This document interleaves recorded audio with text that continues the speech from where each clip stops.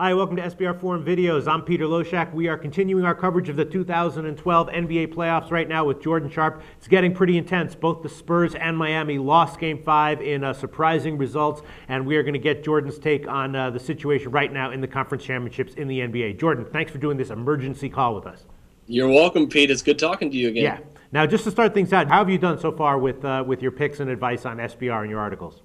Currently, for the playoffs, I am 37 wins, 23 losses, and 1 push. I've been utilizing the teaser a lot recently over the last week, and it seems to be pretty successful. And I have another one going tonight. So 37 and 21, and those are like pick'em lines, or are those like big favorite lines, or what? That's against the spread, totals, and teasers.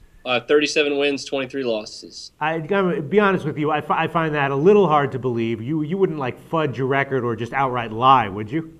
Absolutely not, Pete. You can go ahead and check it for yourself. I am 100% positive that number is correct. I will check it out for myself. I'll check it out for you. All right, but anyway, so what are your opinions of Game 5? A lot of people, of the Game 5s in both series, a lot of people were surprised by those results.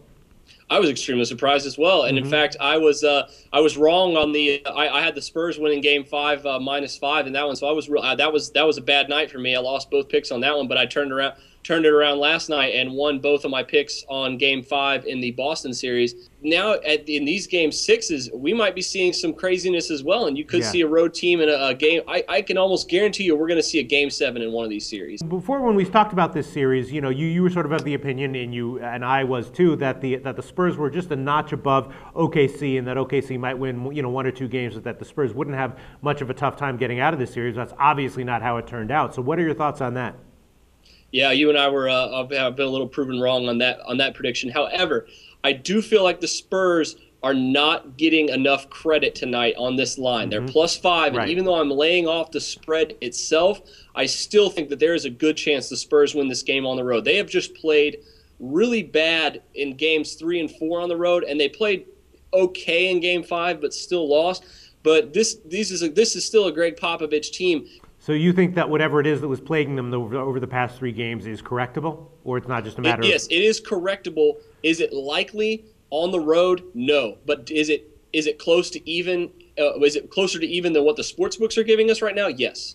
I mean, they only won 2 games, and one of those games, you remember, was Game 1, where Greg Popovich, what was that he said? He was like, you guys have to clamp down now, or something like that. Like, he got an extra effort out of them in Game 1 just to win that game, so maybe OKC is just a flat-out better team. You could be right, and I wrote in my article about this game tonight that Oklahoma City is so scary good. If you can imagine how young their guys are right now and how much they're going to dominate the Western Conference in years to come, I wrote in my article, I'm still on the Spurs bandwagon. Until the clock strikes 0 and they're behind for one of these 2 games.